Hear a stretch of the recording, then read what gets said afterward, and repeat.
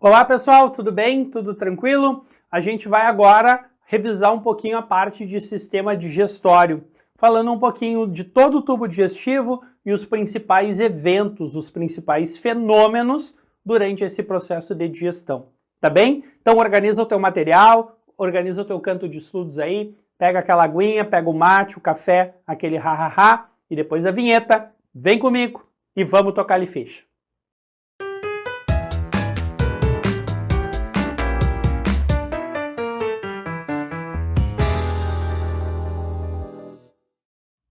Eu vou começar aqui falando rapidamente sobre as etapas do processo de nutrição animal, aonde a gente pode dividir em 4 grandes etapas. A primeira delas é a ingestão do alimento. Depois de a gente ingerir esse alimento, a gente levar para o interior do nosso tubo digestivo, é que vão acontecer as próximas 2 etapas. E essas próximas 2 etapas são: num primeiro momento, uma digestão, e digestão nada mais é do que a degradação do alimento, seja uma degradação de forma mecânica ou química, e a grande diferença aqui, é que na degradação química, a gente vai ter sempre a ação de enzimas digestivas, porque eu vou alterar a composição química daquele composto.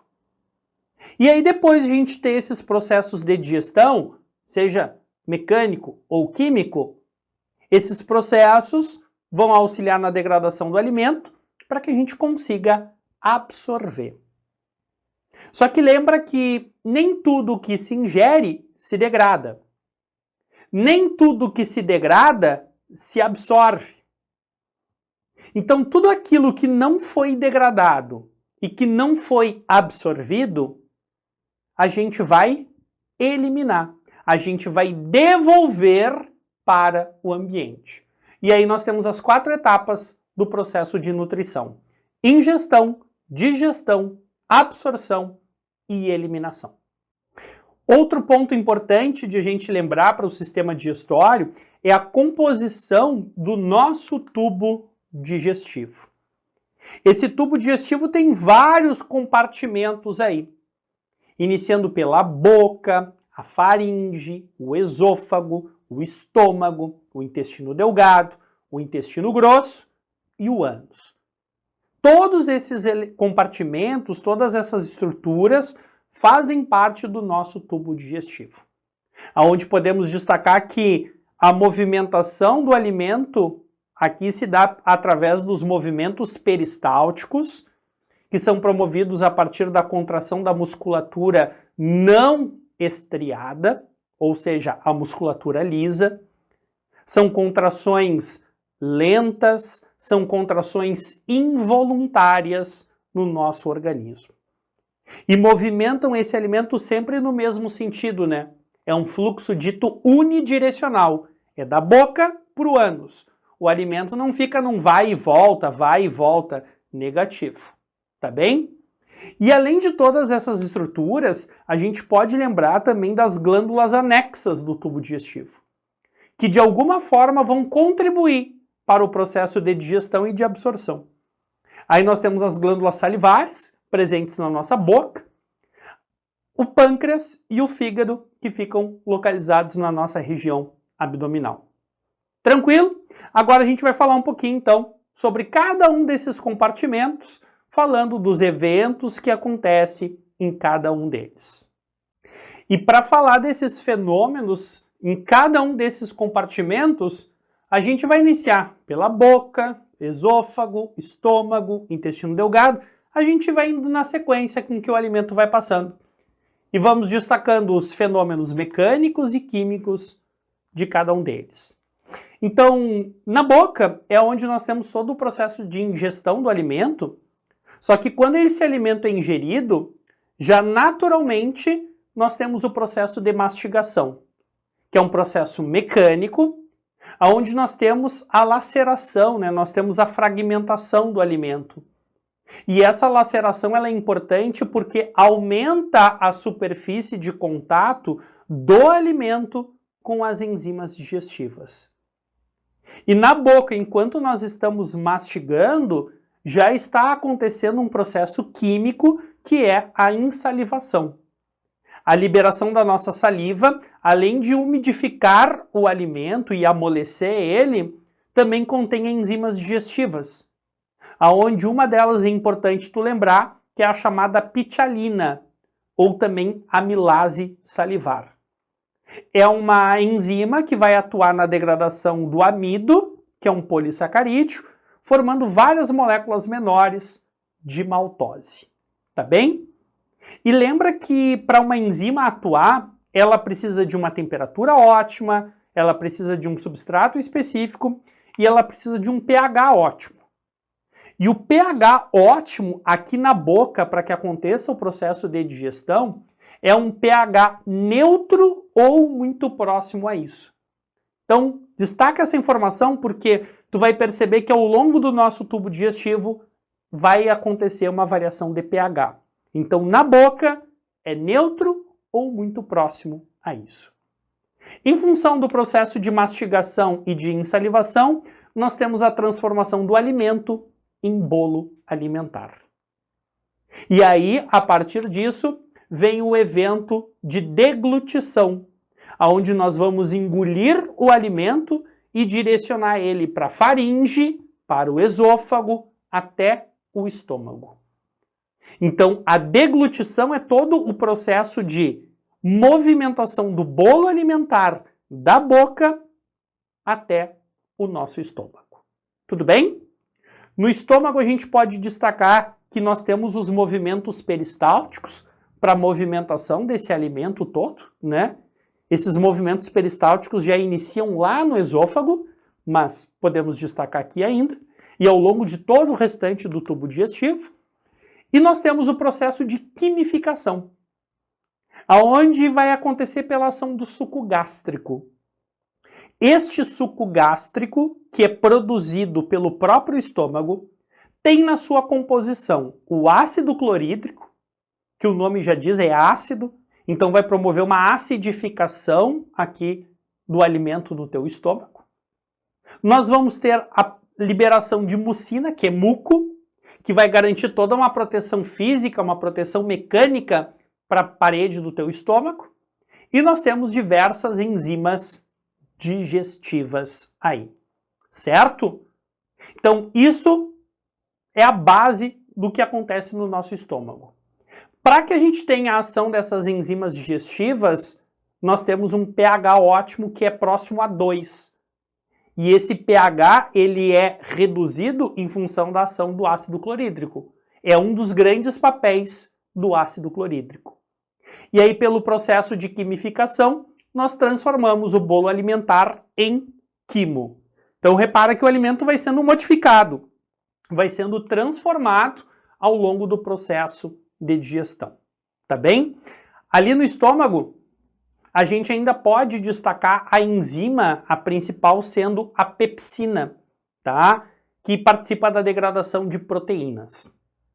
Depois do processo de digestão no estômago, então, o alimento é direcionado ao intestino delgado, que é dividido em 3 grandes regiões: o duodeno, o jejuno e o ilho.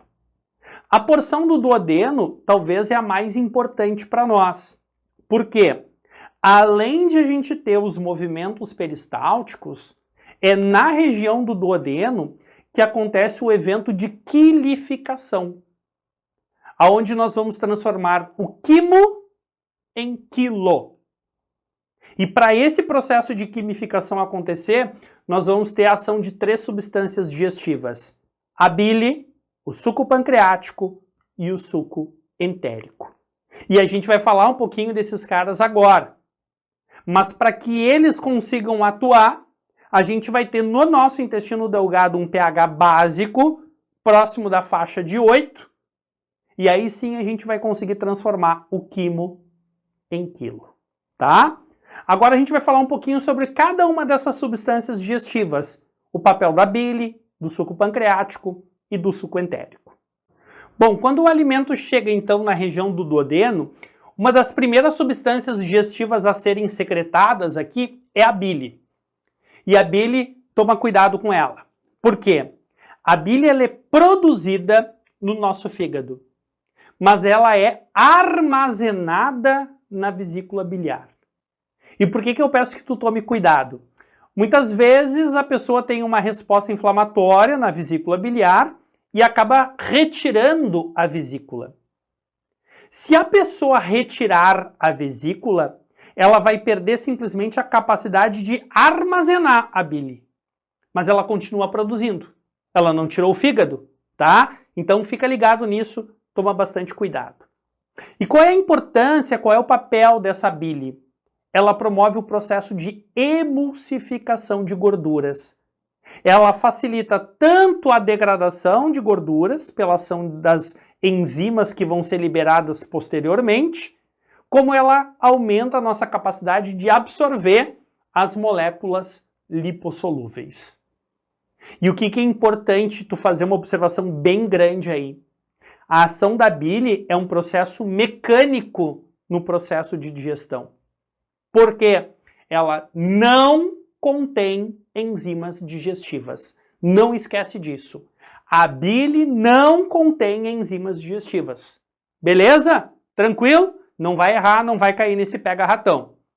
Bueno, assim como nós temos a secreção da bile, nós temos a secreção de suco pancreático. Suco pancreático é uma salada de frutas de enzimas. Aí. Esse suco pancreático ele é produzido pelo pâncreas e liberado no duodeno. Chama a atenção que aqui nós temos a presença de bicarbonato na composição dessa substância digestiva. E o papel do bicarbonato é promover esse aumento de pH, né? O alimento chegou com um pH de 2, 2,4 lá do estômago e pela liberação de bicarbonato a gente promove esse aumento de pH. E aí tem várias enzimas aí que vão atuar no nosso duodeno. A amilase pancreática, ou chamada de amilopepsina, degradando amido em maltose. As lipases, degradando lipídios. O tripsinogênio e o quimiotripsinogênio, atuando na degradação de proteínas. E as ribonucleases e desoxirribonucleases, atuando na degradação de material genético. Tudo bem? Aí, essas tabelas que tu tens, inclusive, no nosso material, entra muito a bioquímica, né? No que vai ser degradado cada um desses compostos. Aí vale dar uma olhada na parte da bioquímica, vale dar uma boa retomada aí. Tudo bem? Bom, além do suco pancreático, nós temos a secreção do suco entérico, que é produzido pelo próprio duodeno. Portanto, o próprio intestino é que está produzindo essa substância digestiva. E aí nós temos várias enzimas na composição desse suco entérico, aonde te destaco principalmente as carboidrases, maltase, lactase e sucrase. São as principais e que acabam aparecendo de uma forma bastante direta com a bioquímica aí. Tranquilo? Depois da ação de todas essas substâncias digestivas, o alimento está pronto para ser absorvido, né? E aí nós temos a absorção já no intestino delgado, é onde se tem mais de 85% da absorção dos nutrientes, mas o alimento vai sendo direcionado até o intestino grosso, aonde, teoricamente, os nutrientes já foram absorvidos. Aqui no intestino grosso a gente vai ter ainda a absorção de água, de alguns minerais e até mesmo de algumas vitaminas. Essas vitaminas produzidas pela famosa flora intestinal ou microbiota intestinal, certo? Que contribuem não só com a oferta dessas vitaminas, como a vitamina K e a B12, destaco elas principalmente, mas contribuem também para a formação e a movimentação aqui do bolo fecal até a região do reto para ser armazenado e depois eliminado pelo ânus. Então aqui a nossa revisão um pouquinho sobre o sistema digestório. Vale uma boa leitura no nosso material, até porque essa parte de digestão envolve muito da bioquímica, né? Quando a gente pensa na ação das enzimas, no que uma molécula de maltose vai ser quebrada, do que um lipídio vai ser quebrado, no que uma proteína vai ser quebrada, isso é bioquímica. Então a prova integra bastante isso, tu vai conseguir perceber nas próprias questões, tanto lá da bioquímica quanto aqui de sistema digestório. Tá ok? Espero ter te ajudado, espero que tu tenha gostado dessa nossa aula e te espero, é claro, na nossa próxima aula. Tá bem? Tchau, tchau e um ótimo estudo.